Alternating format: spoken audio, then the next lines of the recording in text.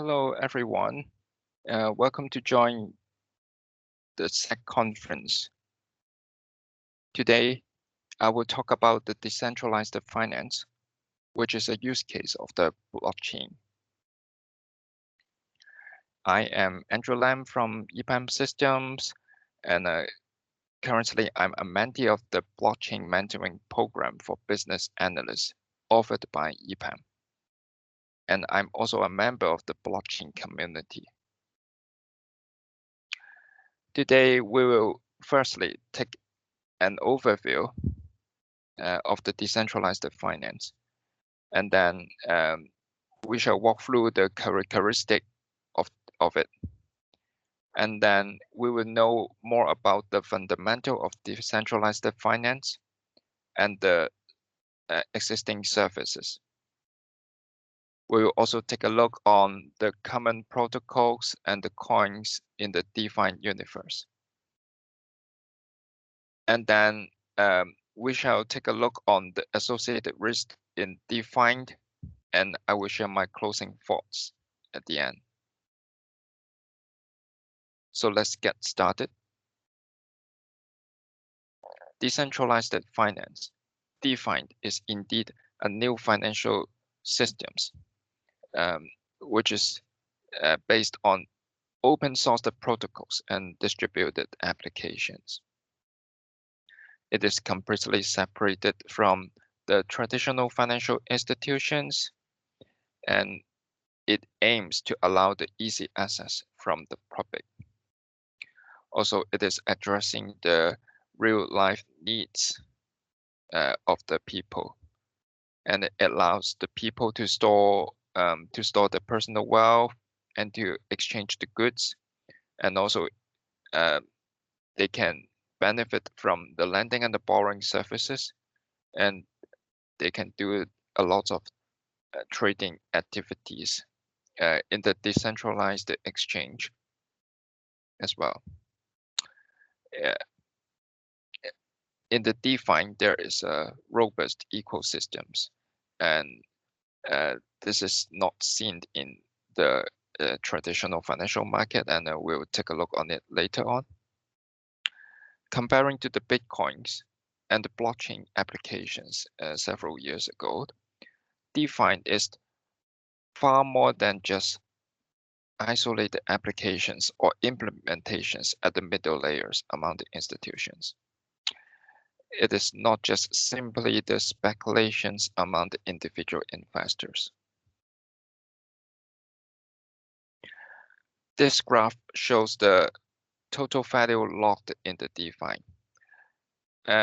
It also stands for TVL, and it shows the total value circulated in the DeFi protocols. And it is showing the investors' confidence among the DeFi projects. It is also reflecting the liquidity and the volume of the transactions in different DeFi protocols. At the end of 2018,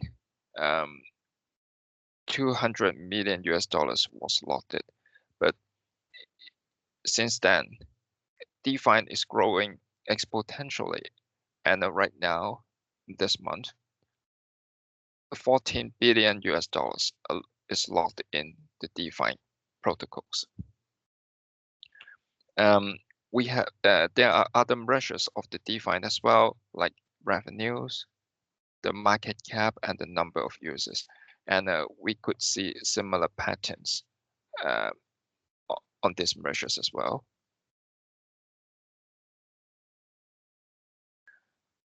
So let's take a look on the characteristic of the DeFi. From the service provider's point of view, DeFi is indeed a growing market because they are building a lot of innovative new services addressing the existing demands or creating the new demands from the public. And because of the flexibility of the backbone of the DeFi, the entry barrier is much lower than the new players in the traditional financial market.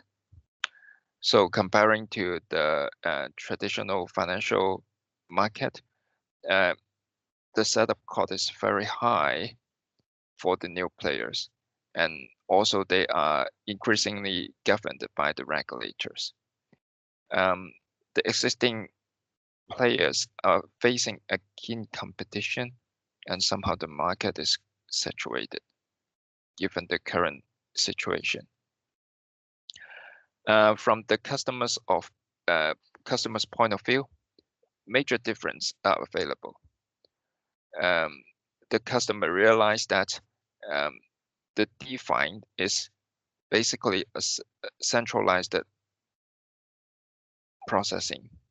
So the decentralization means that every player is a part of the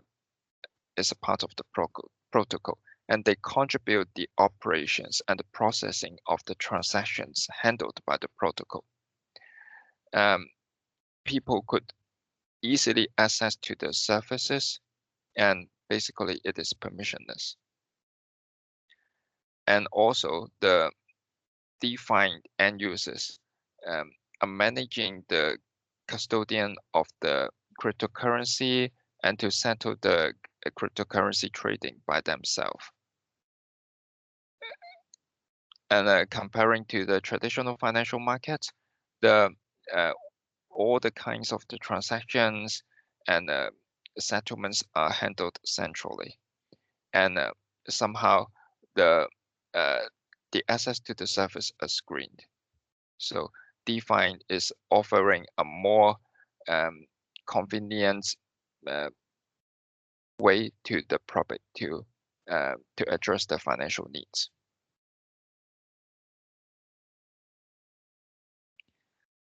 So let's take a look on the fundamentals or the building blocks for the DeFi. The major DeFi protocols consist of the smart contracts, and it is running on the blockchain and on the cryptocurrency as well. And most of the protocols are built on Ethereum. And Solidity is the robust programming tool that allows the developers to build applications on top of the Ethereum. And in the DeFi, and a robust ecosystem exists that allows the growth of the DeFi applications. And first of all, we have a groups of the developers building the protocols and to building the applications to address the needs of the people. And then the protocols are launched and distributed applications are available to the people. And the protocols and the applications are getting more popular, and they are handling more transactions. And so a bigger group of the end users are subscribing the protocols and the applications, and some of them are turned to be the developers, and they are that they are supporting the existing or the building the new DeFi protocols to address more demands from the public. So this kind of ecosystem is a major factor for the growth of the. On the other hand, investors are putting money on the protocols, aiming to get a bigger market share and to make more money on the DeFi protocols. And this kind of angel capital is indeed a major factor to boost the DeFi universe. On the other hand, MoneyLego allows the different DeFi applications to run in an organized way to address different kinds of the needs, and we'll take a look on it later.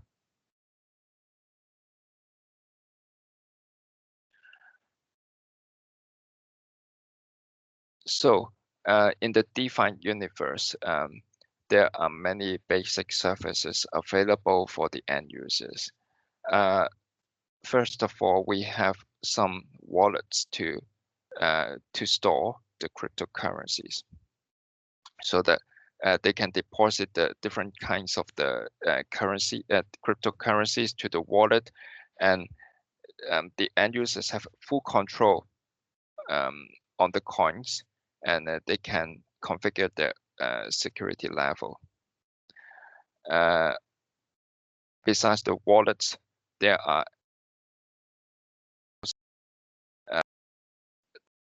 trading and the transactions to make use of the cryptocurrencies. And by using this kind of payment apps, the transactions are secured, and because of the easy access, it is welcomed by the underbanked public. Marketplace are available so that the people could make use of the cryptocurrencies or the coins to trade some digital goods, like the weapons or the points of the digital games, and also digital arts are also traded on marketplace by making use of the DeFi protocols. On the other hand, lending and borrowing are popular in the DeFi universe. So people could could make use of a kind of the cryptocurrency as a collateral and to lend the money to other persons in need, and they could gain the interest by getting the regular repayment. Insurance business is growing in the DeFi as well, because the insurance contracts could be packaged as a smart contracts, and such insurance contracts are protecting against the fluctuations of the values or the operations of the other smart contracts and the wallets. On the other hand, real life events are protected as well, like the flight delays, and people could get compensated in cryptocurrencies if such events happen.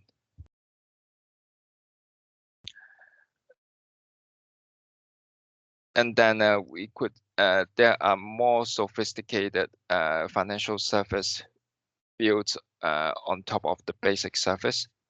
So at this moment, there are decentralized exchange, which are trading the cryptocurrencies or the derivatives as well. So DYDX and the Uniswaps are famous decentralized exchange that allows the people to make contracts on cryptocurrencies and to trade the derivatives and other products packaged using the cryptocurrencies. Margin trading is more popular now because of the popular lending and the borrowing. So the end users could borrow with a small sum of the cryptocurrency, so to make some gain on the market events or the fluctuations of a certain coins. So basically, this kind of tradings are common in the traditional financial markets, and they are also available in the DeFi universe as well.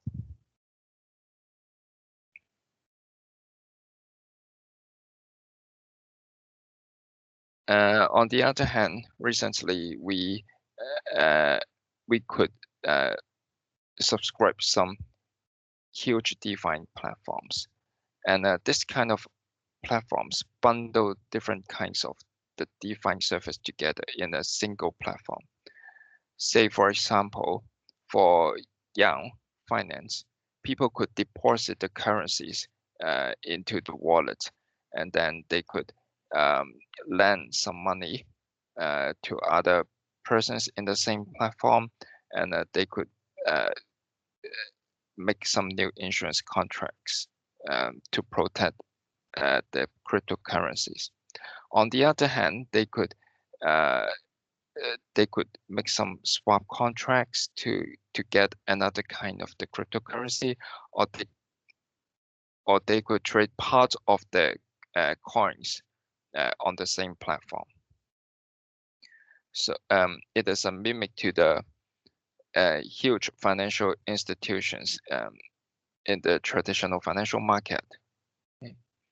So I think this is a trend to bundle different kinds of the DeFi applications, and this is a good example of the money Lego, because money Lego is indeed a set of the technical stacks that allow different protocols to be bundled or to organized and to run in a way that address the end-to-end needs of the end users. And this is because the feasibility and the feasibility of the Ethereum protocols, people could bundle different application servers and to build such kind of huge platform in a very short amount of time.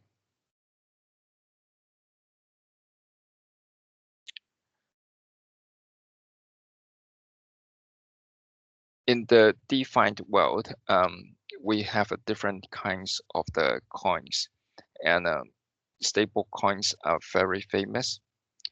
We have some popular coins or the cryptocurrencies like USDT and USDC, which are bundled to the US dollar.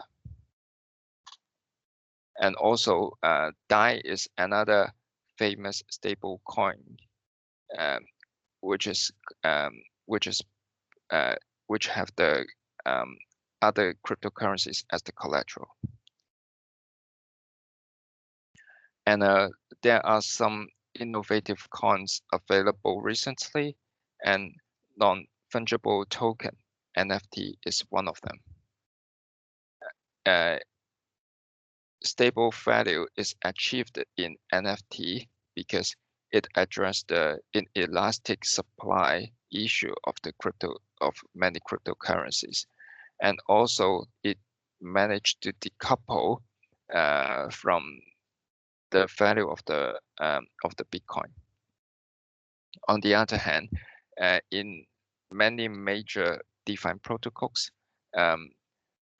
governance coins are issued to the contributors or the supporters, and this kind of the coins are also distributed to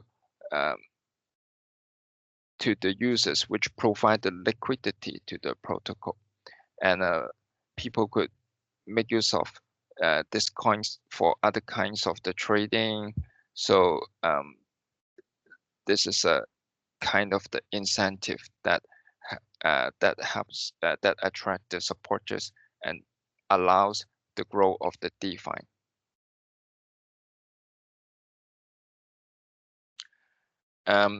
Uniswap is a very famous protocol, and is indeed turned to a decentralized exchange.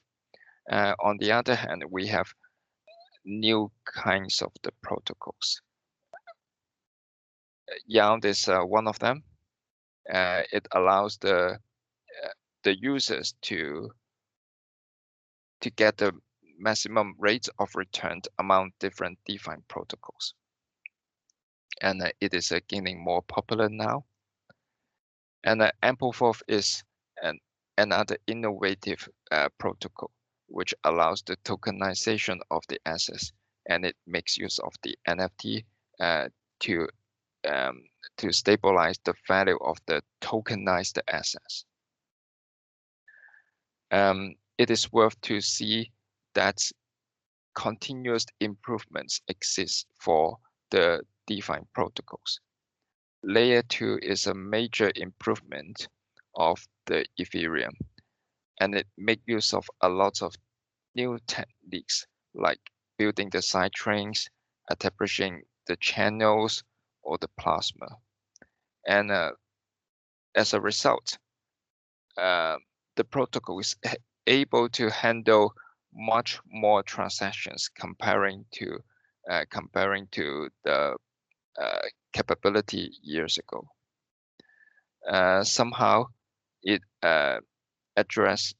will address the scalability trilemma because conventionally, to achieve greater scalability, we might have to sacrifice the security and the decentralization capabilities of the DeFi protocol. However, Layer 2 successfully boost the scalability, but it maintains the characteristic of the security and the decentralization. All these kind of improvements aim to catch up to the transaction power of the existing financial global systems.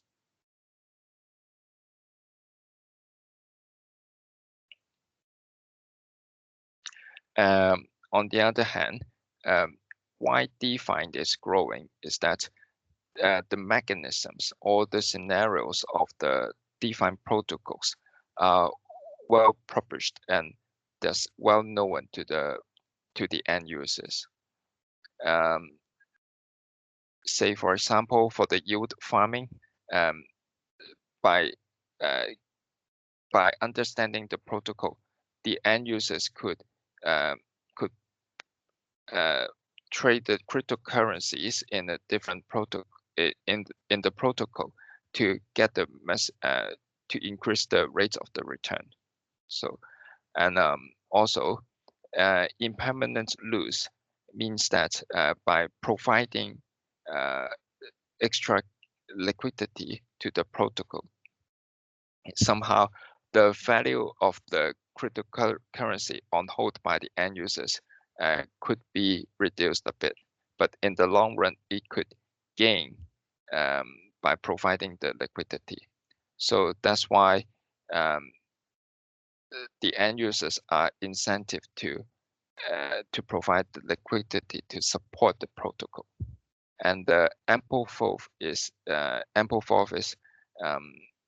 another kind of the new protocol that people understand how it works, and that the people are confident to tokenize their assets under this protocol. Because of this kind of understanding, such kind of transparency is welcomed by the end users, and basically, we see the similar principles in the conventional financial markets, because people are encouraged to learn the financial products before they make the investment, and people are also encouraged to keep an eye on the investor capital. So this kind of principles also apply to DeFi as well.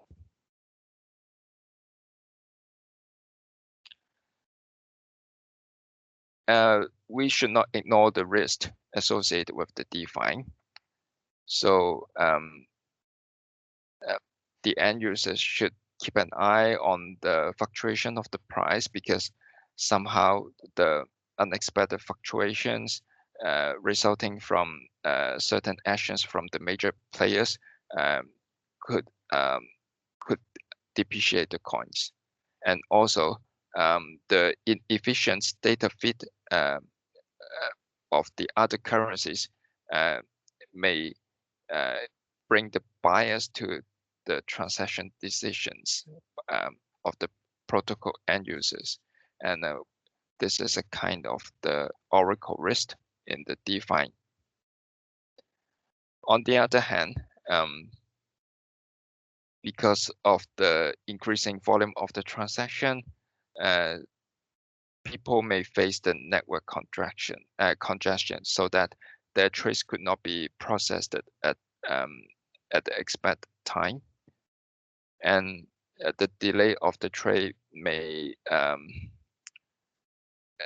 discourage the new users to join the protocol, and also the applications or protocols may not be fully well developed, so it may be open to some hacking or hacking activities, and as a result, the protocol operations could be affected, and in the worst case, some coins could be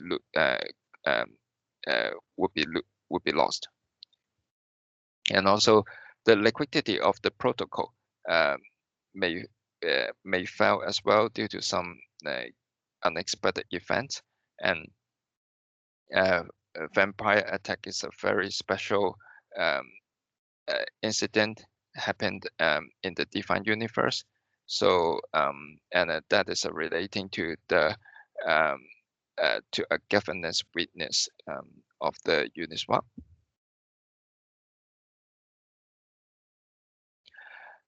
Because of the growth of the DeFi, it is attracting many investors and the public. So regulators are keeping an eye on it, and also KYC and the AML are also concerned by the regulators.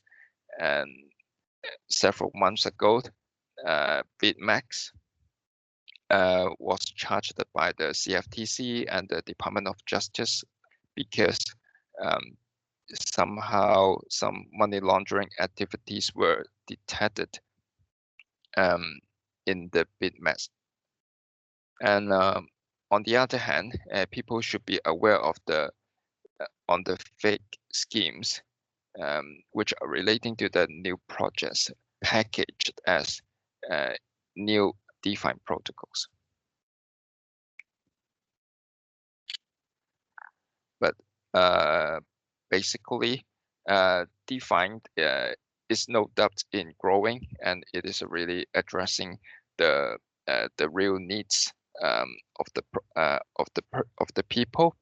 And personally, it is interesting to learn the mechanisms and the operations of the protocol, and the ecosystem of the DeFi is really robust, and it is a really very special characteristic not found in other areas. DeFi is a very successful use case of the blockchain and distributed ledger as well. And as a developer, I think it is good to involve in DeFi by to be one of the end users or to be a developer on the protocols. Okay, and I'm eager to see its long-term impact on the conventional financial market, and it is and I'm eager to see the innovative service offered by the new DeFi protocols. So this is the end of this of the introduction of the DeFi, and I hope you enjoy it. Thanks for your time to join this presentation. Thank you and goodbye.